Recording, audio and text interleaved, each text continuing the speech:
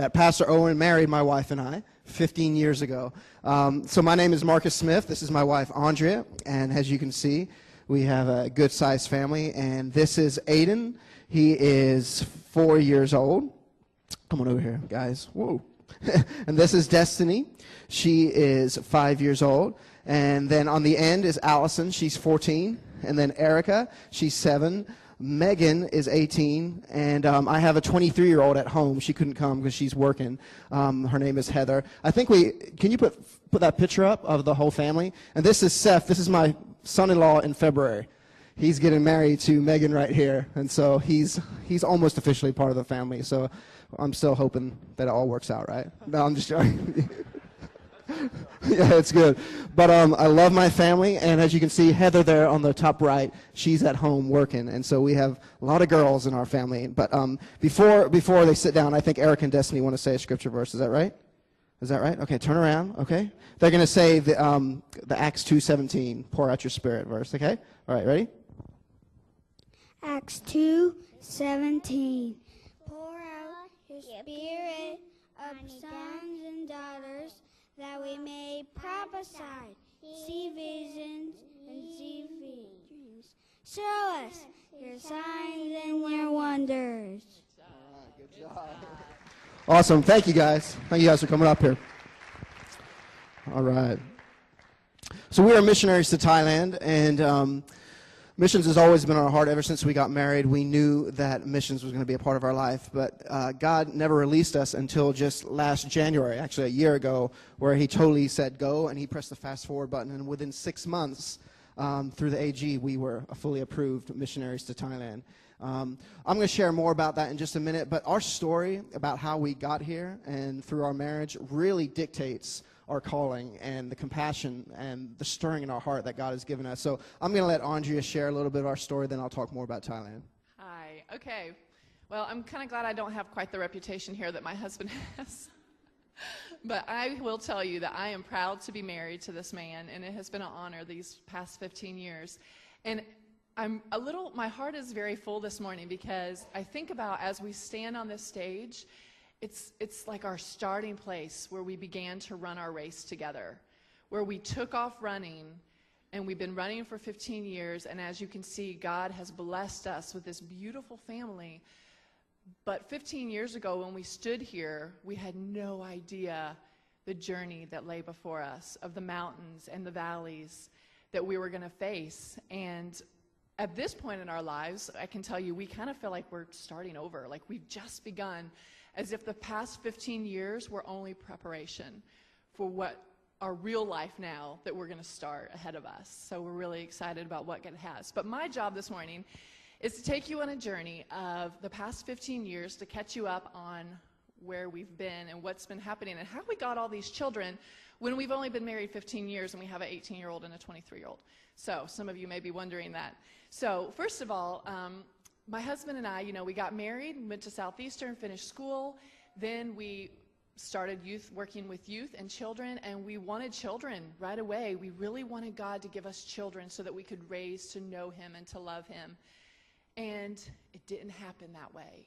It took years. In fact, year after year after year went by, and we got to a place where, it was hurting our relationship, it was hurting our marriage. And I began to question God, like, God, do you even see us? Do you even care? Almost to the point of feeling very rejected. Like, I don't even know if we're pleasing him, if he's even aware, if he even cares at that point. But we continue just to seek him. And I became like Hannah, crying out, God, you have to give me a son. It was the burning desire of my heart, and I could not let it go. So many years went by. We saw doctor after doctor that could not give us any answers. Finally, after 6 years, we were living in California working as youth pastors, and our senior pastor's wife came to us and said, there's 2 little girls, and we knew them. They go to our church. The courts have just terminated parental rights, and they need to be adopted. Do you want them? Just that easy. And I had just came to the place that very week. I had started calling adoption agencies to get information to adopt. And so God literally dropped these 2 precious girls in our lap, and we have a picture of Megan and Allie on their adoption day But Megan was 9 when we adopted her, and Allie was 4.5. And they were complete blessings to us. You know, you got to be my husband always says, you got to be very careful what you ask God, because we just asked for children. And maybe we should have been more specific, because he gave us children. And it wasn't easy. It was a hard road. I was 25 years old, and now I had a 4-year-old and a 9-year-old, but my 9-year-old had been in foster care for 7 years, and she was going on 20.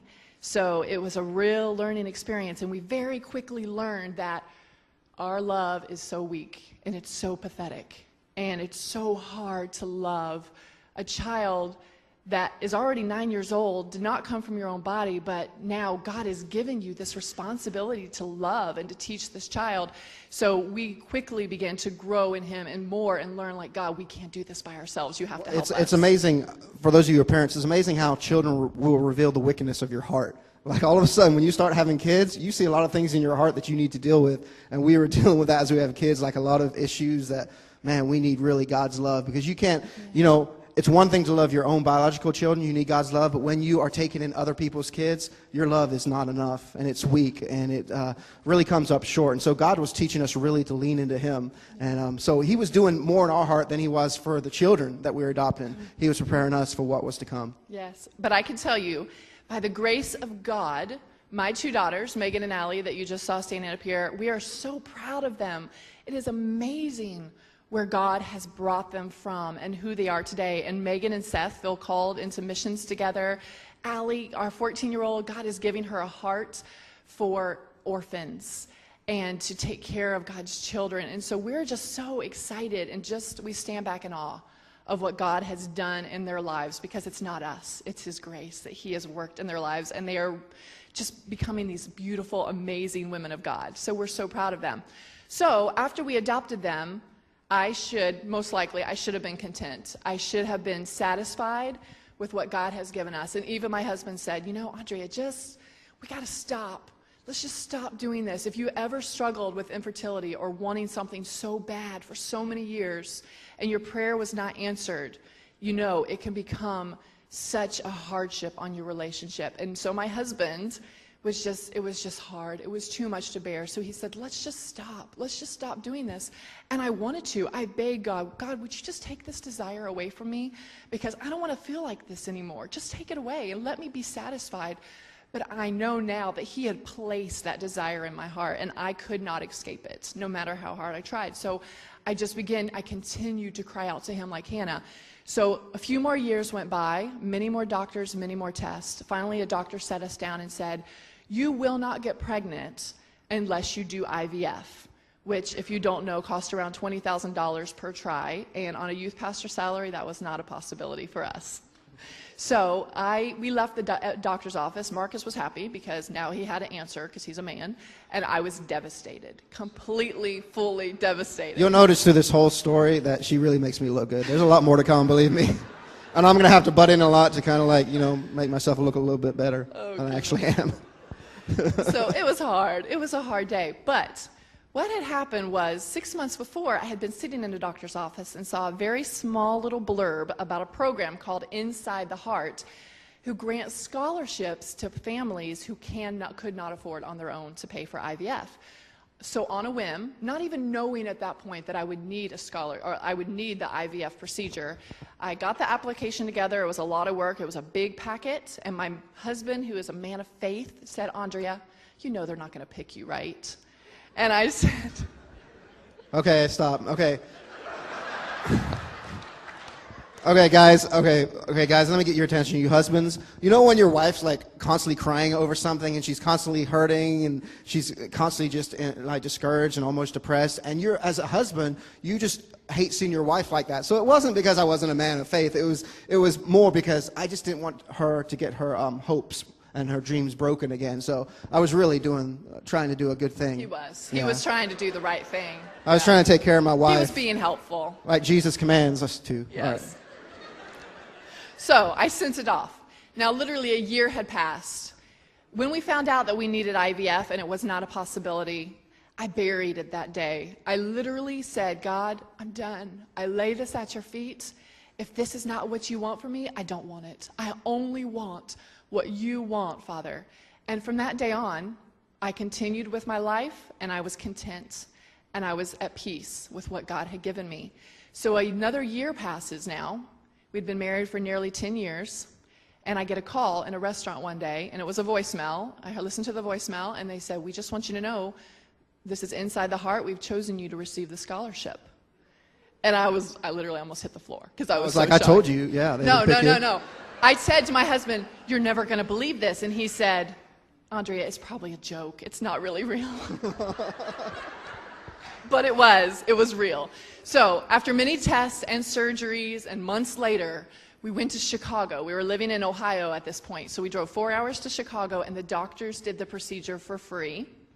We found out we were pregnant with not one, but 2 little boys, and we could not have been happier. I mean, God had answered our prayers at last. After 10 years of begging him, he had answered our prayers. And so everything was going great. Halfway through the pregnancy, I went to church one Sunday morning, and one of my baby's sacs ruptured, and I knew something was wrong. So I rushed to the hospital, and short story, after about 2 weeks of being in the hospital, every day after a few days, the doctor started saying to us, "We know what's going on here. One of the babies is already dying, and it's too early. We can't save them at this rate. You need to go ahead and deliver them. There's no hope." And we literally looked at them and said, "That's not true. God gave us these boys. You have no idea what we have been through to get these boys. He is not going to take them away from us. He's not that kind of God." People from church would come and say to us, "God's not going to take them away. We're praying. Everything's going to be fine." We believed it. Everything was going to be fine. We were not worried in the least. And we looked at the doctors and said, "We want a second opinion. You're wrong. God's going to rescue these boys." Well, a few more days went by, and finally the doctor looked at my husband and said, "I just want you to know that you're killing your wife. She's dying, and you need to make this decision," because the infection had already spread through my whole body. We didn't realize I was that sick at the time. All we realized was we didn't want our babies to die. So finally, we couldn't make the decision, and God took the decision out of our hands, and my body went into labor on its own. And in February of 2007, we gave birth to 2 beautiful little boys, Ian Mackay and Caleb Joshua. And we have footprints, if you'd like to see their pictures of their feet. Their feet look just like their daddy's, exact footprints.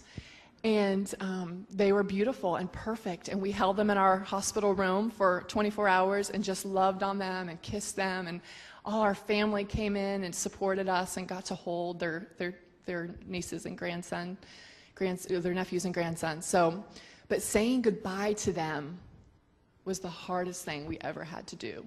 And at that point, we had a choice to make. Could we continue to trust this God who, by all appearances, had let us down?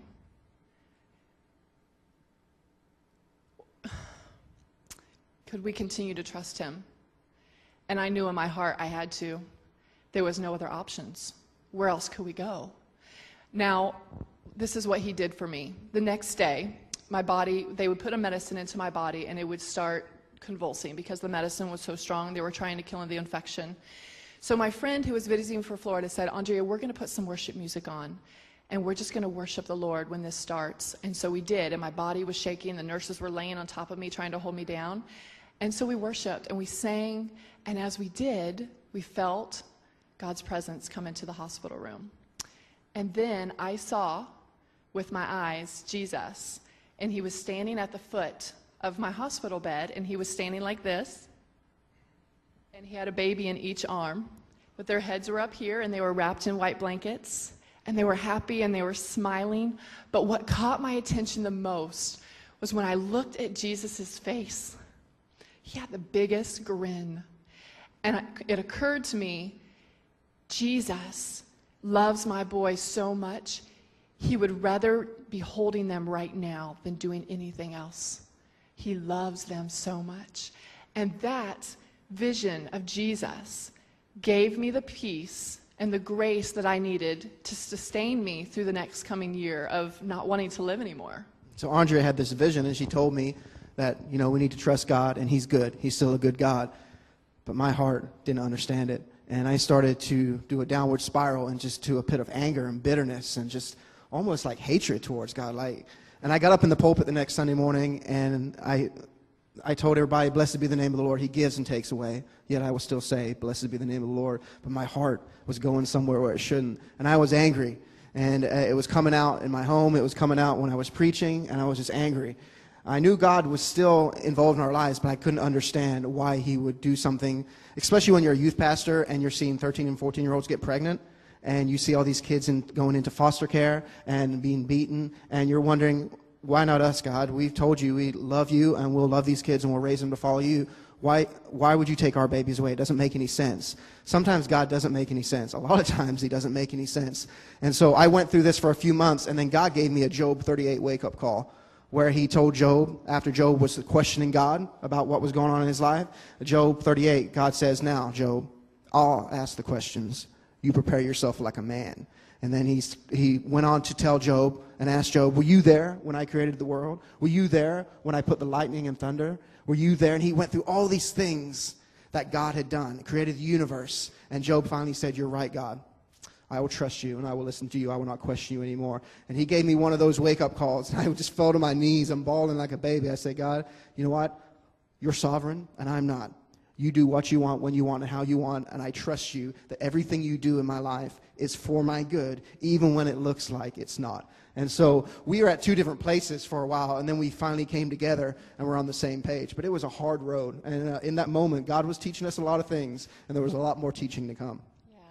So after a couple of weeks, we come home from the hospital, and our families are still there with us after we had lost the boys, and it was literally like a funeral in our home. And I walked in the house, and I walked into my bedroom, and I collapsed on the floor, and I just cried and cried. And I said to my husband, I don't want to live anymore. It's just not worth it. I don't think I can go on. And right then... So what do you guys do, husbands? What do you do when your wife is on the floor bawling and says, I just want to end it all? There is no prayer. There is no cliche phrase you can say to make everything better. And I was at a loss. I thought this was like a big time for our marriage, and I didn't know what to do. And so I just looked up to heaven, like probably we're all supposed to do, and I said, God, I need help. And at that moment, it was like God picked up the phone. If there was a phone in heaven, he would have picked it up at that moment, and he called our phone. Yeah, he called through some women at the Inside Scholarship Committee, and they said, we heard what happened. We never do this.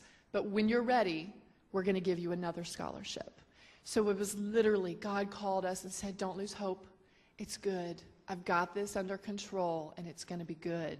So we went to, actually had to go to Las Vegas this time, and they just put in one embryo, and we had Aiden, who was the only boy up here, and he's now 4 years old, and man, he is a blessing. And it's funny, we got him a shirt from Vegas, you know, that saying in Vegas, you know, whatever happens in Vegas stays in Vegas. We got him a shirt that says, I'm what happened in Vegas, and so... We have a picture of Aiden. Yeah, we have a picture of Aiden, if you want to put the next one up there. There he is, and that's Aiden as an embryo, 5 days past conception. Yeah. That's his true baby picture, right? 120 cells. That is Aiden. So he is a blessing to us. And God, he is our Samuel. God answered my prayers and showed us his goodness. But now we had a dilemma. Because after this, we had 7 frozen embryos. We had 1 still in Chicago, and we had 6 in Las Vegas. And we had to use them, because they're live, fertilized babies. And so we knew we had to walk this out. So this time we spent our own money, and we invested going back, traveling to Las Vegas. And each time they would put in 2 embryos. They'd thaw them out and put in 2 embryos. And each time I would get pregnant. And we would say, God is restoring our twins, because I would get pregnant with twins. And we would be ecstatic and so excited.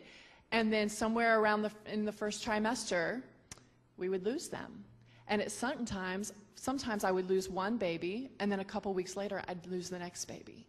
So we was just this up and down roller coaster, this horrible ride of emotions, and going to the doctor and looking at the screen and seeing no life. There should be life, and there was no life. And God taught us so much through every single loss that we could walk out of the doctor's office and get in the car and sit down and just begin to worship him and cry out to him and know, God, you're sovereign. You're still in control. You might not do things the way we think you should do things, but you are so good. You are so good, and we will still trust you. So through every single loss, this happened again and again and again. We would go to Vegas, get pregnant. So 3 more times we suffered through loss. And every time God taught us something new. He taught us that we could choose joy. He taught us that we could still hope. He taught us that we would see his goodness. He is so good that we could trust him. So after this, God began to put in my heart, around the same time we were going through these losses, God began to stir my heart, and I started saying, God, I have to do more. I got to do more for you, Lord. What can I do? And he dropped in my heart, I want you to do foster care again. And I said, oh, Lord, I've already done foster care. It's really hard. I don't want to do it anymore, but that's what he stirred in my heart to do. So I look at my husband driving home from Tennessee, and I say, I think God wants us to do foster care again. And, you know, most men would be like, I don't know, Andrea, we better pray about that one. But my husband says, okay, we'll do it. Let's do it. So I would literally call the foster care agency, and they say, our first class starts tonight. We're in Tennessee, driving home from Tennessee. We get there, we start the process, and then 2 weeks after our last miscarriage, just 2 weeks, we get a call saying, we have 2 children, we want you to come pick them up. So we got a 10-month-old and a 10-month-old and a 2-year-old, very special needs. They had been so broken physically, emotionally, so abused. And we took them in our home, and once again, God began to show us, your love is weak. You can't do this without me. Let me give you my love. And so he began to expand our hearts little by little, even more for these children. And then we brought in more children. And then finally, one day, all of our children had gone home, which we thought we were going to keep some, and we didn't get to, and that was disappointing. But his plan is perfect. So one day we get a call, and they say, you know, we have these 2 little girls, and they're eligible for adoption right now. And then they give you the lowdown of the horrific abuse, the horrific trauma, the things they've seen, the things that has been done to them, the way they have treated past care providers. And I'm literally overwhelmed, like a deer in headlights. And I say, oh no, I don't think we can do that, because we've been asking God for sons for years. We just wanted sons. And these were 2 little girls, 3 and 6. But just to be polite, I said, let me call my husband. He's traveling, and I'll give you a call back. Fully knowing that my husband was going to be like, no, Andrea, we've been down this road before. We're not looking to adopt. So I call him. He is driving down on the way to his parents' house because his father was about to have cancer, about to have surgery because he had throat cancer, and he was having his voice box removed. So my husband had been praying the whole way for hours. He had been praying in the car. So when I call him and I tell him the story, fully expecting him to say no, he begins laughing, and he says, Andrea, I don't know why, but God says we're supposed to say yes. And I said, no, I don't think you're right. I don't think we're supposed to say yes. And he's like, no, Andrea. Yeah, so you were on the phone arguing with me, and I said, for the first time in your life, just submit to me, you know? And I did. I did. Because we're both the first children, so we're very stubborn, very strong-willed. It's like, please, let's live a biblical marriage for once. And he's just getting me back now. yeah. See, this is my time. You can go ahead and turn off her mic if you want. No, I'm just joking. And so after a little bit of more convincing, I said, God's just supposed to say yes, you know. And so she did say yes, and we took these girls into our home, and before we got these girls, the oldest one, we got Erica, the 2 that were saying the scripture verse, memory verse, had beaten up foster parents, bloodied their faces, and so it was kind of a scary thing, you know. But as soon as we brought them into our house, we prayed over them.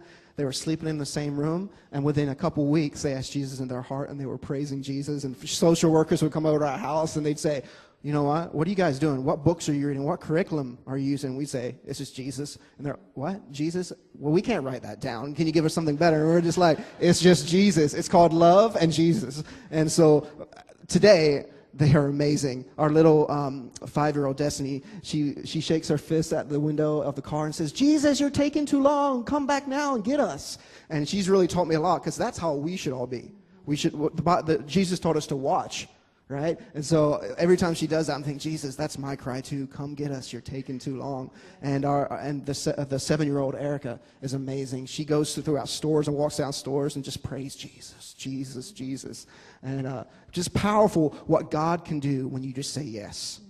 When you just say yes, he rescues lives, and it was all he asks amazing. for. So we adopted them just last April, and I think we have a picture. The next picture is Adoption Day at the courthouse in Toledo, Ohio, and there's Destiny and Erica in the judge's seat, and pretty amazing. It was an amazing day, and they are firecrackers. Yes, God's they going to are. do amazing things in their lives when they get older. And then so tell about Heather. The last one's So- Heather. She's standing right beside me between Aiden and Yes, me. Heather's very short. She's the tiny one in the middle.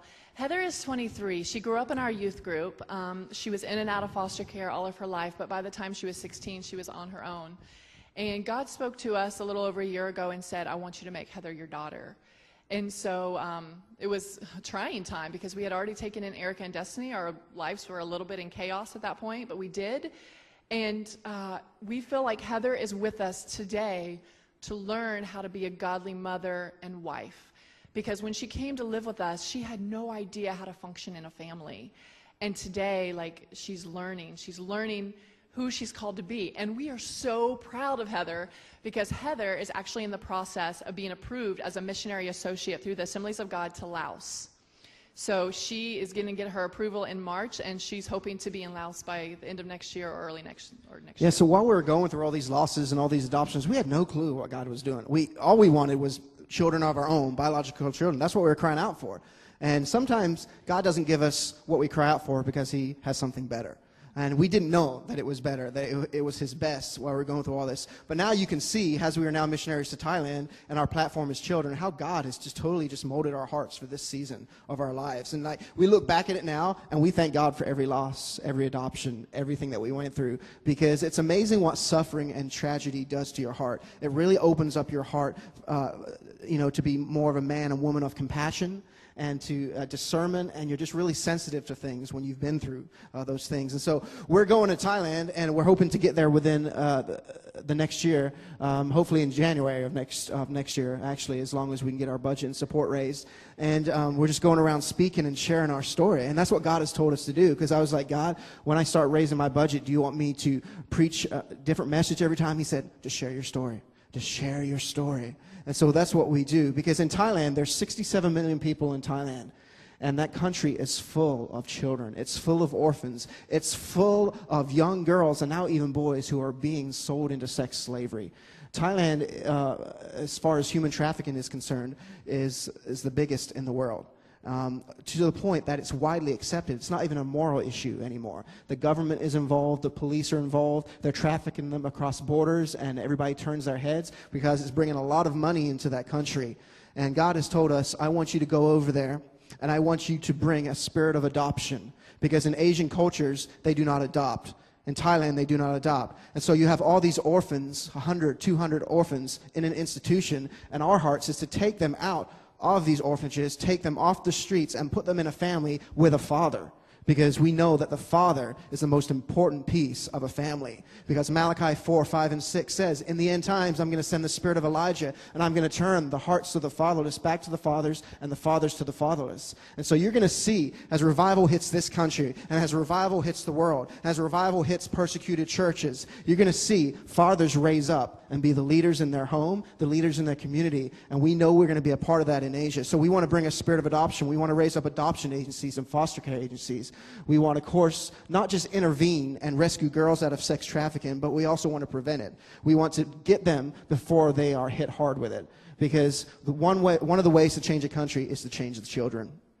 And Hitler understood that very well. That's why he was able to get an army. And he used it for evil. But God wants us to get the children, because he said, suffer not the children, let them come to me. And so we want to eventually change Thailand through the children. And then God started revealing more in our heart. He wanted us to build a special needs home. He said, you know what? You know the reason why I put special needs kids in your home? Is because I want you to build one in Thailand and take my kids in and give them love. No matter what they look like, what they sound like, what they smell like, what they talk like, I want you to love them. And then he also told us, you know what? I want you to build up a house of prayer in northern Thailand. Not just with adults or young adults, but with orphans. I want you to take those orphans that you've rescued and put them on the stage, and they will pray and worship me 24/7, day and night, like the house of David did, like the tabernacle of David did, and that will usher in my return. Because the Bible says, when everyone has heard a representation of Jesus Christ in their tribe, then Jesus will return. And so as a church, as a couple, as a family, we want to be part of fulfilling the Great Commission so we can look and say, Jesus, come back quickly. And so I want to talk a little bit more about our vision and heart and give you a little bit more detail. But before I do, I'm going to ask Pastor Owen to come back up, and I'll share just a little bit later.